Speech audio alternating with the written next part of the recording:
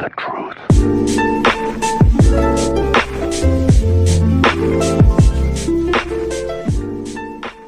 What's going on, everyone? Welcome back to the 5th episode of the NoLimit podcast. We have a very special guest here today. Everyone, please welcome my boy, DIORKEVV. How are we doing, bro? What's up, guys? I'm doing great. Phenomenal. Thank you, Luca, for having me here. It's a pleasure being in another great traders podcast that I look up to and respect as well. So definitely a pleasure being here. Thank you, bro. I really appreciate that. Yeah, I really appreciate you getting on here. I'm really excited to ask you some questions. I've been following you the last couple of months and just been seeing you kill it, bro. You know what I'm saying? You're young, you're killing it in the industry, and I love, once again, getting to network with young, successful traders. And I saw you got to start the 2023 off with a nice little withdrawal I saw on your last little Instagram post. You want to speak about that first? Yes, How was sir. that? Definitely, my brother. So yeah, it definitely was the biggest withdrawal I've done so far. Off of just one withdrawal, which is a 20K withdrawal with Athens. It's a popular broker here, is offshore broker. But yeah, pretty much in 20 days I withdrew $20,000, which is the biggest withdrawal I've ever done so far. I am a six-figure trader, but I've always had my little withdrawals of like 5, 8K, pretty consistently, right? I've been pretty much consistent now for about 2 years, but this was my biggest withdrawal so far, and Yeah. I have another pretty big one coming up. So yeah. Man, congratulations. That's so great. And then for anyone out there, Kevin is only 20 years old, which is so great. That's why I say I love seeing young, successful traders. So congratulations to you because you're newly 20, right? You just were 19. You just turned 20 Yeah, I recently. just turned 20 in December 28th. Oh, yeah. I'm December as well. Let's go. Fire. All right, bro. Congratulations. So I just wanted to say that congratulations on that withdrawal. You got, like you said, a big one coming up, and it's really impressive. So what kind of got you started trading when, how did you learn about it? So what got me into trading? It was back in high school. I actually first got started into trading through MLMs. IML, Mhm. everybody knows about that company. But I actually found out about it when I was in high school. I believe I was like a freshman, right? And I remember scrolling through Instagram and I was starting to see already some guys with Lambos. And then they had like they were like flexing these with these pictures, like with charts and stuff. And I was curious about it. I kept seeing the word Forex or FX and charts and US 30.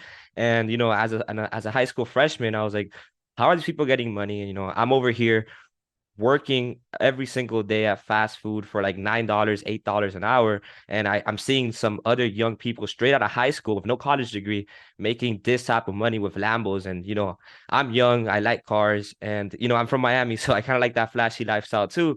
And I was like, I want to know how to get this, right? Long story short, a lot of these people weren't really traders. They were just network marketers trying to enroll you into a program, into a course.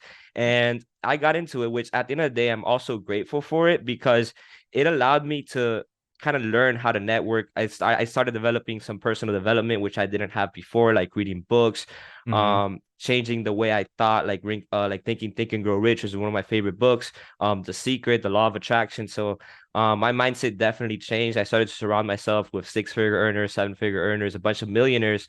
And then I started getting to know the Forex industry as well. And yeah, that's pretty much how I got into the industry.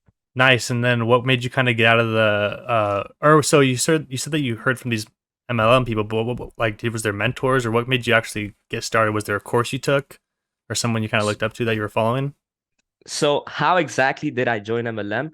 I saw this girl on Instagram. She was kind of cute. I go into her DMs and I'm like, hey, I see that like she's living the lifestyle. She has all these like designer purses. Like she's always traveling and stuff. And I'm like, this girl's definitely making money, and she's cute. So let me just hop in her DMs and see what's up.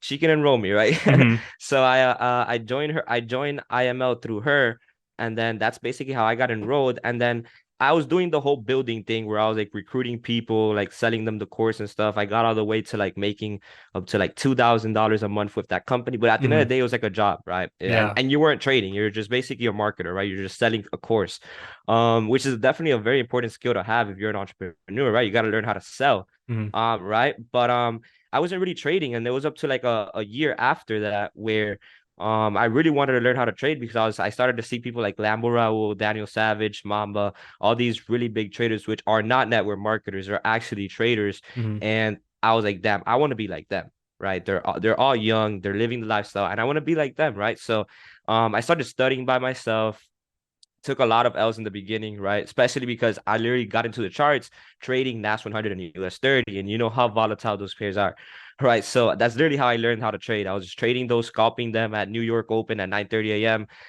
Lost a lot of money, was making some money, flipping little accounts since I didn't really have the capital, and that's how I got into the market. And then after, I basically just learned from my failures, right? I didn't really have a mentor in the markets. I can't tell you that I learned from a specific one person Hmm. on how to trade. I really just learned from my experiences and from all the L's I took when I was first getting started.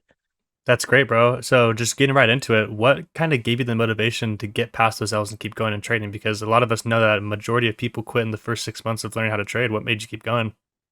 I had no other option, right? I don't see any other option aside from trading or from entrepreneurship, right? I'm not gonna work a 9 to 5. I hate that shit. Hmm. I've been working since I was 14 years old. My first job was McDonald's. Then I went to Wendy's and I worked at a warehouse. And then my last job was working with my uncle as an electrician, where I was making some good money, right? I was meeting, my network was growing since I was working in some penthouses in Miami Beach. I was meeting some millionaires. I was asking them questions about how they're able to make that money while I was working in their house and stuff, right? But I was just sick and tired of being sick and tired. You get me? I just didn't want to work anymore.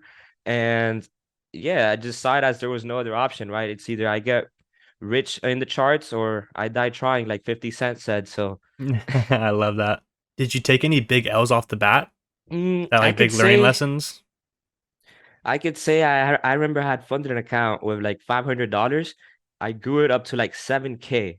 And then after those 7K, I got greedy and I blew those. Oh yeah. So yeah, that was like my first big L, which really was like big for me at the time because my network was barely like 5 figures, you get me? And Hmm. really that's like I had a little bit of money. So losing those 7K in basically one day was a big loss for me. But after that, yeah, I had a couple like little L's, like 1K, 2K, 5K with those smaller accounts. But I was just learning through them and learning from my mistakes. And I believe that that's how a trader evolves, right? Learning from their mistakes Oh yeah, 100%. and And not making them again. You get me? Like I know a lot of traders say that, oh, when you lose, that's it. You just forget about it, go up to the next day. I don't really think like that, right? If you lost for a reason, and you should see why is it that you lost that trade so that it doesn't happen the next time. Now, if you are following your plan, um, and you lost a trade even though you followed your plan, consider yourself a winner, right? Because you still followed your plan. And 90% of people don't follow their plan. That's why they lose their trades. But yeah, that's how I see it. yeah, 100%. And what I try and do on this podcast, I don't know if you've watched other episodes, is really trying to motivate people, give them advice instead of just interviewing you. It's more of like we both get to go and tell people our mistakes and show them what we had to do to get to where we're at, because a lot of people look up to us and want to be where we're at. So to someone out there who, once again, is following you on Instagram, is maybe part of your group and wants to get where you're at, what are some of the steps that you took that they could possibly take to become successful and be in the place that you are? Okay, so definitely be consistent and disciplined with one strategy first. Master one strategy, right? I know a lot of traders that the reason why they fail is because they go from strategy to strategy, from mentor to mentor, thinking that one doesn't work after trying it for a week and then going into another mentor and another strategy. And that's not how it works, right? Hmm. Focus on one strategy for a couple months, see how it goes. Every strategy works. Like I tell all my students and like I tell every trader, you can trade dinosaur formations, whatever formation you want. I don't know. But it might work because every trader has their own style of trading. I know smart money concept traders that make money with smart money. I know breakout traders like me that make money. I know traders that trade trends. You see, there's traders that trade indicators. There's hundreds of ways to make hundreds of dollars in the market. You just got to stick to that one strategy and make sure that you can master it to the T and be consistent with that one strategy. And then have one mentor, you get me, that you can relate to and basically follow his steps, like what he did to become successful. And eventually you could become successful like them. Yeah, 100%. I think that's really important for people to hear, is that I completely agree that there's so many strategies out there and it does work. You just got to find out what kind of trader you are. If you're a scalper, if you're a swing trader, kind of align yourself with maybe a trader that is like that, and then use that strategy, stick with it, find consistency, and then that's how you're really going to make profits. It's not going to be from bouncing from mentor to mentor, strategy to strategy. That's literally how you that's how you lose your accounts in the long run. Yep, exactly. Yeah, and like I like to say, if you're a scalper, find a mentor that scalps, right? If you're a day trader, find a mentor that day trades. And if you like holding trades for more than a day or for a week, find a swing trader. Hmm. right? Shout out, set and forget. Yeah, exactly. So for people that out there that might not know you, what kind of sessions do you trade? What pairs? So I trade London mostly. My main session that I trade is London, but sometimes I do also trade New York. Now, what do I trade during London? So I usually trade from probably 3 a.m. to 5 a.m. So just like 2, 3 hours trading London. And what I focus on there is mostly just GJ and gold. But gold I could trade it throughout the whole day because it's Hmm. one of those pairs that moves pretty much the whole day.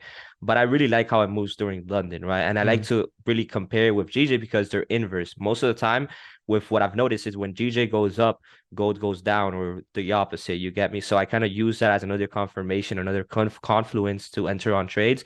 So yeah, during London, I just trade GJ and gold. I have my own London strategy. And then whenever like I don't see any movement on London or for whatever reason I didn't wake up that night or I was busy or doing something, I would just trade New York.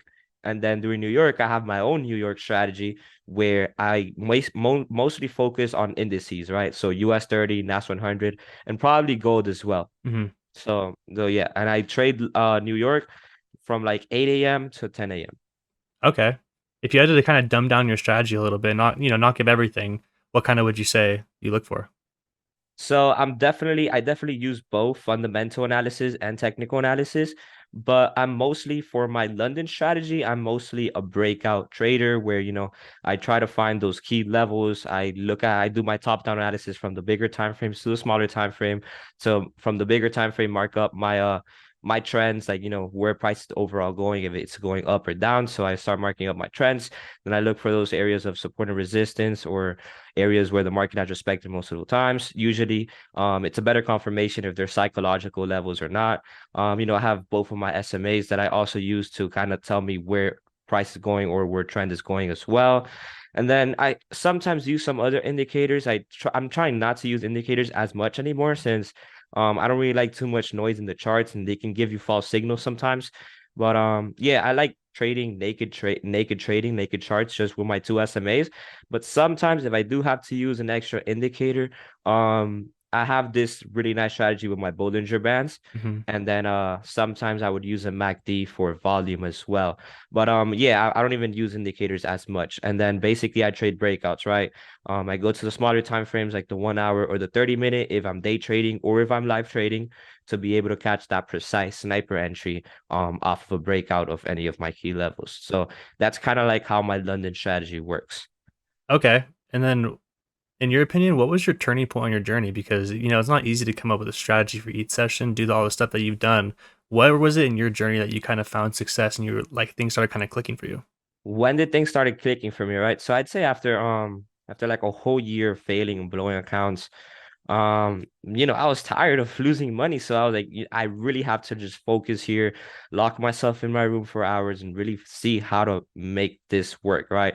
I remember looking at the charts for hours, right? Just looking at what every single candle did from the 1 minute time frame, just seeing every single move in the market and really studying the whole market and seeing every type of market structure, right? Like I know that I have my own little simple strategy and then I have my own strategy for New York, but you can talk to me about any strategy in the market and I can talk to you about those strategies because I've studied everything. I've studied smart money, I've studied ICT.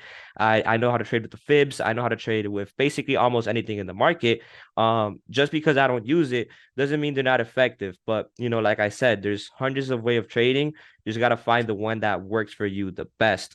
Um, but how did I figure it out?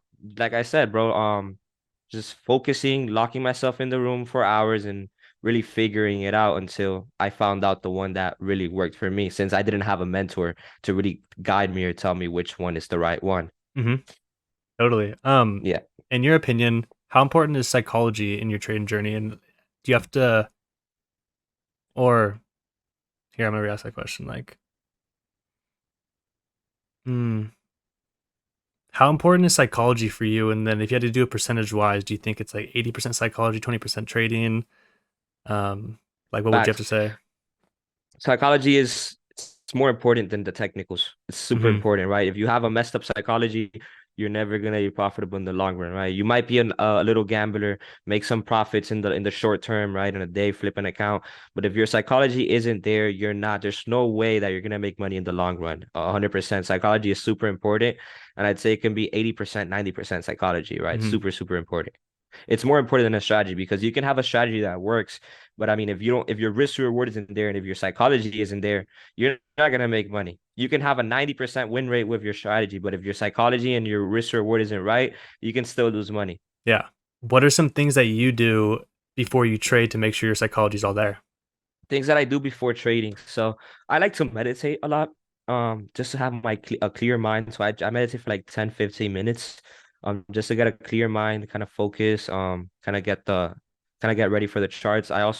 I walk on my treadmill or I just walk outside before London. So like you'll see me at 2 a.m. walking outside in the middle of the dark. My neighbors are probably thinking I'm crazy, but I do that, right? I just walk around the neighborhood like at 2 a.m. for about 30 minutes, put some music or listen to a podcast or an audiobook, and then really just start getting my day going. And then I meditate, take a nice little cold shower, and probably eat a small breakfast around 3 a.m. or something, and then I just go into the charts. So that's something I do before, yeah. That's And then of great. course mark up my charts like a couple minutes before. Yeah. Hmm. Do you Are you a believer in less is more on the charts? And do you spend a lot of time looking, on Trading View and like sitting there, or do you kind of have like a window period that you only trade and then go and try not to look at it? Maybe you like listen to a podcast, listen to music while you're waiting. 100, no, while I'm waiting, I'll just hop on Warzone and play COD. So Love that. yeah, bro. Less is more 100%. Back then, when I was first getting started, I remember every minute of the day, I would look at Trading View, look at the charts, and you would start seeing things that you didn't see before for looking at the charts for so long. And sometimes nowadays, I really don't even look for it. I don't even mark up for more than 15 minutes or 20 minutes, right? Hmm. Whatever I see first is what I'm marking up. And because that's what like the clear zones that you'll be getting the first couple of minutes that you get into the market. Um, yeah, definitely 100%. Less is more. Yeah, and that's one thing that I think a lot of people out there need to hear is that when it comes to having a strategy, it's so easy to get on the charts, look at every pair. If your setup's there, it's there. If it's not, then you get to sit back and just wait for it. And that's one thing that I think people get, caught up in is that they spend too much time looking at every time frame, doing all these type of things where it's like if it's not one strategy, you're gonna get mixed up and not find success. You gotta once again, it's either your strategy is there and it's lining up with your entry, or you're sitting back waiting. 100%. Yeah. And another thing, I know a lot of people, they look at every pair. Like sometimes I'm doing my live streams and I have students asking me, oh, look at a Euro USD or look at AUD USD or look at this, look at that. And like I like telling people, just focus on 2 to 3 pairs or focus on just one pair and master those. And that's it, basically. You don't have to be looking at 110 pairs, everything, mark up everything. You're just going to confuse yourself and you're going to overstress yourself. You don't want that, right? You want to simplify trading. You want to make it as simple as possible because at the end of the day, you need that edge in the market, right? Everything is already against you in the market, right? You have so many odds against you that why would you want to have more odds against you by trading other or more pairs, right? Just focus on one thing and really just focus on mastering it. If there's no trade setups that day, there's no trade setups right that day, right? Not every day is a trading day. 100%. I totally agree with that. Like when it came to me finding success, shout out Daniel Savage, but like he showed me, he was just trading GJ. He had his strategy, and that's what I kind of like took from. I started only trading GJ, finding success only during London session. And once I started doing that and mastering GJ in London, I was able to take that same kind of success and apply it to other pairs because at the end of the day, market structure is similar to other pairs. And if you know price action very well, you're able to go apply it. But like you said, don't confuse yourself going from pair to pair, session to session, because markets move different at different times. And that's why different strategies may work at different times during the day. So that's why, like you said, you have a different strategy for London than New York. You know what I'm saying? Exactly. Like for example, what are you doing trading AUD USD during London when that's an Australian pair, right? You should be trading that during Sydney session or Tokyo session, right? Hmm. It's like what I'm saying, like what you said, each pair moves different in every session, right? Just like GJ and GU or EJ, they move a lot during London, just like EU and let's say your CAD USD CAD, I believe it is, they move strong during New York. So yeah, you gotta find the session that moves the best with that currency, right? Hmm. If you trade a pair, like for example, AUD USD during London, which it isn't even the session where it moves at, you can be prone to a lot of more fake outs than if you were trading it during its session, which is Sydney or Tokyo. Just like if you were trading GU, which is a London pair, if you were to trade that during Asia, you're gonna get a bunch of fake outs because that's not its session. You get Hmm. me? They move very different with their sessions, so you really gotta understand what's the session for each currency. Yeah, 100%.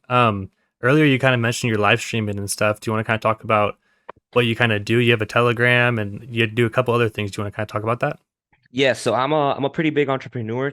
Trading is not my only stream of income, but it is my main stream of income. But yeah, I have a lot of things going on right now. So I'm actually an educator for a company right now called Akashics, Mm, where I do their live streams. I teach them. There's a couple other educators as well. I believe we have over about 20 to 30 educators, which are all Forex traders that hop on live. They teach the students. I'm one of those educators. I'm the only one that trades London. So yeah, I teach them doing London. I do their live streams there.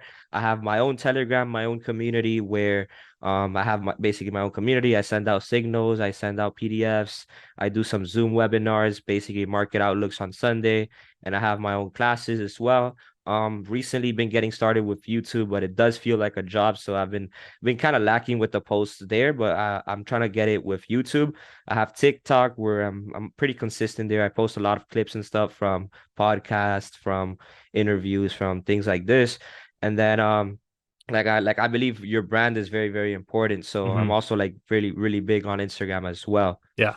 And then I have other businesses aside from trading as well, but trading is like my main thing. Hmm. And I love Yeah. your content, just from the short time I've been following you, not even your trading stuff, but just the positivity and motivation, as well as even your working out clips. You know what I'm saying? How important is it to you, like working out, staying in physical shape when it comes to trading? How you do one thing is how you do everything, Hmm. right? And I'm a top G, man. You got to work out. If a man doesn't have abs, bro, they're doing something wrong. Yeah, exactly. So, I've been working out since I was like 14 or 15. So it's kind of like it's a habit for me, right? I've kind of already have developed that habit. It's like brushing your teeth every morning. I Hmm. basically work out every single day. I only take one day off, which is on Sundays, and that's because I don't really do much on Sundays. I go to church, and it's kind of like that day where I just use it for prayer and stuff. But and so to also recover from all the other workouts, and I train pretty intense. But yeah, working out is super, super important, man. I do it every single day, and it kind of helps me with my mindset, with my psychology as well to go into the charts. And I mean, when I just look at myself in the mirror and I see that I'm in good shape, it just boosts my self-confidence, my self-esteem, and it kind of helps me in the charts as well. You get me? So Hmm. yeah, if like one day, for example, I have a losing trade, right? And I look at myself in the mirror and I have abs, I wouldn't be as mad because at least I look good. You get me? So Exactly. yeah, it kind Look of good, helps me a feel lot with good. my psychology. Exactly. 100%. And then so we just went over kind of how being in physical shape helps with your mindset. What about what's around you, like like family, maybe your friends, girlfriend? How important is that, your environment when it comes to trading and being successful in the trade industry? So, I mean, your environment is definitely 100% super important, especially having a community of like-minded individuals, like, you, other traders around that you can network with, grow together, exchange valuable information. But in the beginning, it wasn't like that, right? When I was 16, 17, and I was getting into the industry, my family had some doubt. They didn't really support me as they support me now. I had like that kind of traditional Hispanic family where they wanted me to go to college, they wanted me to become a doctor, a lawyer, or really just study something and go to school. And I didn't do none of that, right? A lot of my family members did study, they did go to college. I'm probably the only one that didn't go to college, right? But I'm Mm, also the most successful one at a very young age. So I'm guessing they're seeing that it's different. After I made my first couple five figures where I was like, Dad, look, I just made 10K. I made another 10K. I made 15K. They started like not talking to me about college anymore. mm, And now I started paying their mortgage as well for their house. I bought my mom a car, mm. and yeah, they stopped talking to me about college. And I'm also getting my dad started into trading, so I've been teaching him stuff as well. But yeah, 100% in the beginning they weren't supportive, but after you show them results, they're 100% gonna start supporting you after. Yeah, 100%. That's actually crazy. Being able to buy your mom a car and help them with their mortgage at such a young age. Congratulations. Thank you, bro. What motivates you? What motivates me? Self-love, I'd say. And basically this being my only option. Like, I don't know why, but I've just been like that since a young kid. I just don't like losing. And I Hmm. always want to be like a better. I always want to be 1% better every single day because I believe that at the end of the year, if you're 1% better each day, you're going to be 365% better by the end of the year. Right. And I just like that level up every single time. So I think I'm just sick on addiction of just becoming better. But I'd say that's my motivation and helping my family out as well. It's always good to see a smile on your people that you love's face when you can actually help them out with things. Like retire your grandparents or like do something nice for your family or for your loved ones. I'd say I like that more than, that's one of the most realest thing a person could do, right? It's not just making money, but showing somebody how to make money or adding value into them. That really helps me a lot. And like sometimes I wake up to like really good messages of people across the world saying, "Oh, I just passed a funding account because of you," or "I just made this amount of money," or "You just helped me pay for this food." I really like that, right? I enjoy that, right? Hmm. That I know that I'm helping others as well. That's a big plus, right? That I'd say that's one of my motivations as well, having the community. Yeah, it does feel really good being in a position to actually be able to help others and have people all around the world message you saying that you're actually helping them out in their lives. So congratulations to you. That's huge. And just keep doing great work because once again, you're so young. I can't wait to see once again if you're doing 1% better every single day. You at 20 years old, by the time you're 25, it's gonna be crazy. Appreciate that, brother. Yeah. And then for DRKev, in 5 to 10 years, where do you see yourself? Where do I see myself? So, do I see myself still trading? Yes, 100%. I'm never gonna stop trading. Mm-hmm. I actually love it. I have a strategy that works. So why would I stop doing what works? You get me? If it works and it makes me money, it's always good to have that extra stream of income. I have that entrepreneurship mindset where the more streams of income you have, the better, right? But I'm Mm-hmm. definitely gonna be pretty big on other things like real estate, for example. That's one of the routes I want to take to make another extra stream of income, which is real estate. Definitely private equity. So I want to be managing a lot of money, hopefully more than 100 M's, right? Mm-hmm. So that's one of my goals. Want to be a money manager. Definitely by that time I'm gonna have my Series 7 license, which is the license that allows you to basically manage money and stuff, like have your own private equity firm, have work in Wall Street if you want to, like be for Goldman Sachs and stuff. But yeah, I'm definitely gonna have some big things going on. Basically, uh, I'm definitely gonna be moving out of Miami. I know Mm-hmm. Miami is really nice and stuff, but I like Europe, Yeah. right? I wanna have a house somewhere in Europe. So probably Marbella, Spain. Um, or probably the Middle East is nice too, Dubai. Um, and yeah, definitely be around the world, enjoying my life, the freedom, and having multiple streams of income. My whole family would be retired by then. And yeah, man, 10xing billionaire effects. Yeah, exactly, bro. Congratulations. It's so crazy just hearing someone at such a young age having such a, advanced mindset and you have all these goals and things that you're working towards. So, is there someone in your family or your life that kind of put you on this track, or was it kind of yourself that you would say did that? So yeah, I had some people that I would look up to and stuff through Instagram and through real life, but I mean, I'm the second entrepreneur in my family. Mm-hmm. My dad and my mom, my grandparents, they're all like they've worked jobs, right? They've all worked jobs, they've all went to college, but I do have one cousin, which is a far cousin. I don't really like talk to him too much or anything, but I'd say he's the first like person that I saw really making good money as an entrepreneur because he does run one of the biggest e-commerce companies in South Florida, right? Mm-hmm. He's pretty big with e-commerce. And I remember in the beginning, he would show up to our house with like a Maserati, then he bought an i8, and then he bought an Aston Martin. Now he bought up on a Porsche, and we were like freaked out. We're like, we've never seen that before, right? Somebody from our family that came from nothing pretty much, right? From lower class. So now in less than 2 years, having all this success at such a quick way. We were all skeptical in the beginning. We were like, how's this guy making this money? And yeah, it was through e-commerce. So that was one of the people that I started looking up to, which is my cousin. Seeing his success so fast, it showed me that there was a possibility, right, Mm-hmm. in our bloodline to become successful like that. That's so great. Shout to your cousin for putting you on this path. You know what I'm saying? The entrepreneur Yeah. mindset. I came from a family of entrepreneurs as well, so I kind of got. I saw them doing that from a young age and saw the possibilities of. I like the thought of getting paid off of how hard you work because I like working hard. You know what I'm saying? And when you work a job, it's like you have a salary cap. When you do trading, there's really no limit to it. You know what I'm saying? That's kind of why I started no limit and everything is that's why I Fire. I call love it it. that, you know what I'm Yeah. saying? Because there's no limits to what you can do with trading, and that's what motivates me is that I'm only going to get better off of how hard I work. You know what I'm saying? So I think that's really important. For someone starting out with trading, you know, let's say they only have $1,000 to their name, they want to get started. What would you say they should do with that $1,000? With those $1,000, I mean, I don't really think you should open up a live account with $1,000, Mm-hmm. right? Because how I see it, if you want long-term growth, it's all going to be based off of percentages. And a typical way where you're going to be trading is like 1 or 2% per trade and basically grow, I don't know, 5 to 10% monthly.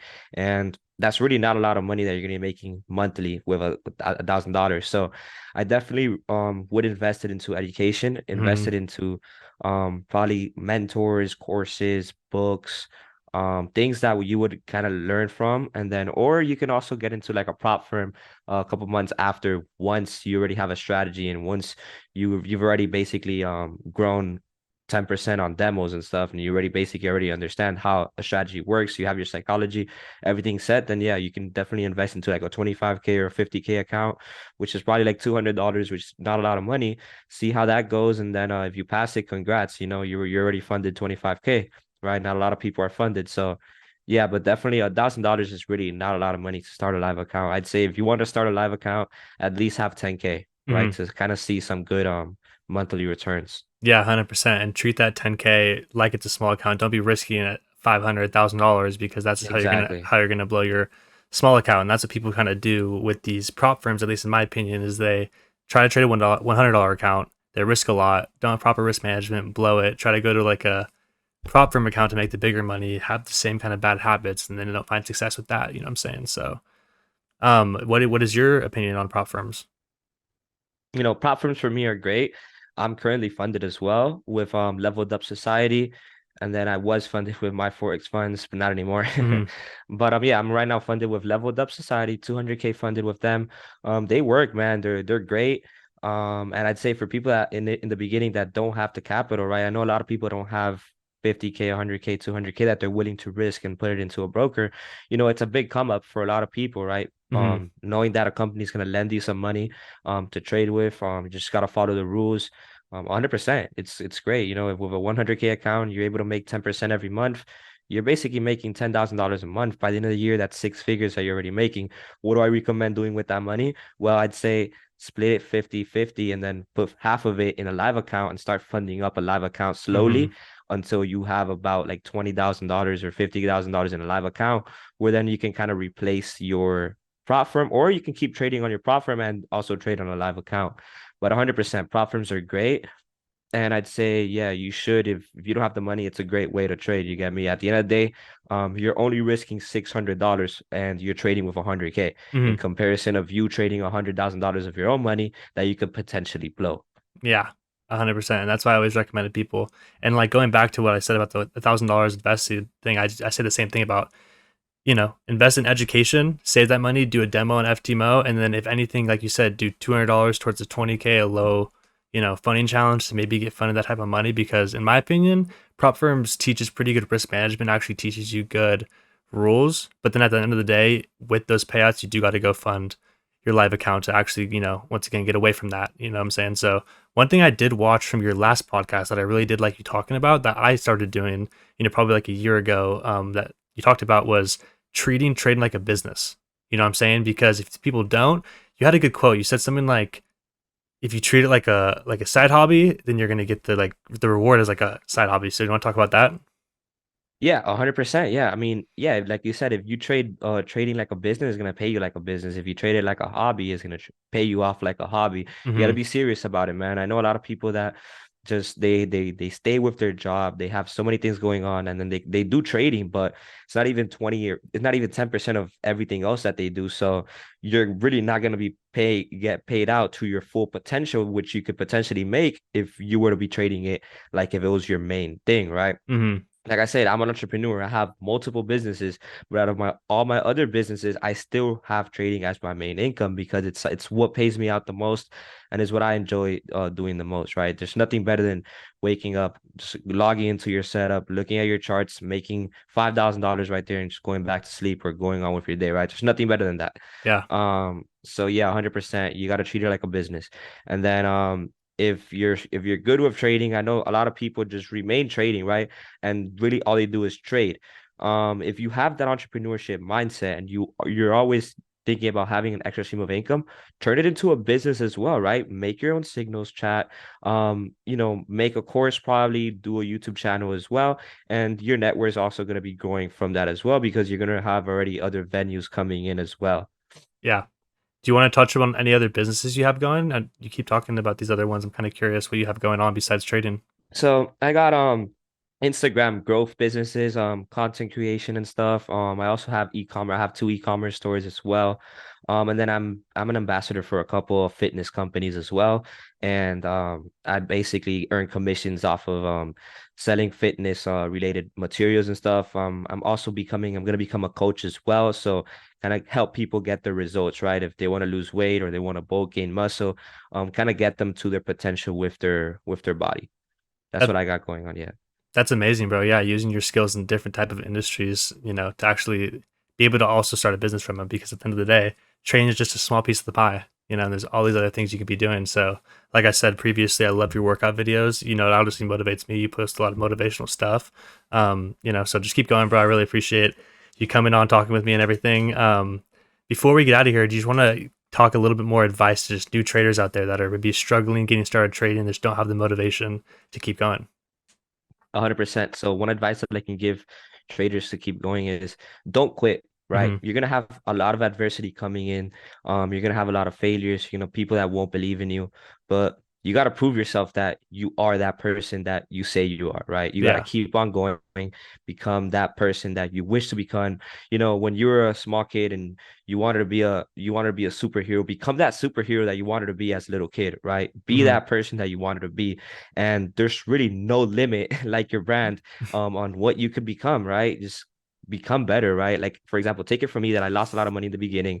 I didn't go to college, have no college degree, straight out of high school with trading, coming from a middle class family. And look at me now, at 20 years old, multiple six figures trading. So 100%, you could do it as long as you believe that you can do it and you have a super, super strong work ethic where you just won't give up no matter what. Yeah. And that's so great, bro. One thing that just came to mind just because you were talking about it that I wanted to touch on that a lot of traders don't do, and we kind of touched on it with starting a live account and putting money into a live account, was how you have different accounts for different risks and different kind of things. Like you said, you've one for higher risk, you've one for like traveling, one for trading type thing. Kind of talk about that because I think that's honestly beneficial for people out there that might not do that yet, that maybe could start. Yeah, for sure. Like I like to say, man, there's not one right way of trading, right? I know a lot of people just stick to having one account, and having that as a consistent growth account where they're forced to just make that small gains to get to the 10% goal and stuff. But I mean, sometimes I don't know if you sometimes just wake up and you feel like going savage mode on the charts and flipping accounts, right? And then imagine if you would wake up that day doing that on your main account, you would probably blow it or do some stupid thing on that account. So for me, I always like to have two to three accounts. One for, I mean, your consistent goals, your consistent growth, that you'll basically take serious. And then, once you already have capital that you don't mind risking, right? I know a lot of restaurants here in Miami would charge you $1,000 for a piece of steak. Why not put $1,000 in an account that you could probably flip, right? Hmm. So I have an account with, like, let's say $1,000, $5,000, and I would go crazy just flipping it, right? I have a scalping strategy as well. So I'm pretty much, I started as a scalper Hmm. with US 30. So I already have some knowledge on that as well. I can probably flip those small accounts as well, right? That's something I wouldn't do on my main account, but I mean, I can do on a flipping account if I just want to have fun with it. You Hmm. get me? There's multiple ways of trading, right? Yeah, no, I actually really like that idea when I heard that because I have two accounts. One of them that I just trade on the regular, and one that once again I just am really picky with and will do some setups.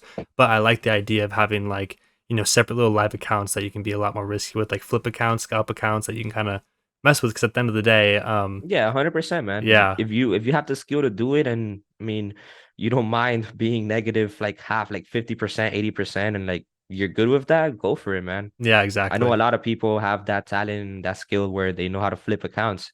It's definitely not easy. Your blood pressure will go up, but I mean, if you if you know how to do it, you could do it. It's 100% possible. I've done it before. Yeah, no, 100%. Well, Kev, I really appreciate you coming on the No Limit podcast, bro. You spent a bunch of gems to the audience. If everyone wants to get a hold of Kevin, I'm going to leave his links in the description. Make sure you follow him, and we're going to be collabing a lot going in the future. So I really appreciate you coming on here, bro. Young entrepreneur, killing it in the game. Any last words for the audience? Again, thank you for having me, man. Mm-hmm. It's been a pleasure being on this podcast, No Limit Podcast on top. I'm gonna be putting it everywhere on all my social media streams. I hope you guys enjoyed this stream. I gave the most value I possibly would be able to give you guys. So definitely I appreciate those who watch this live stream.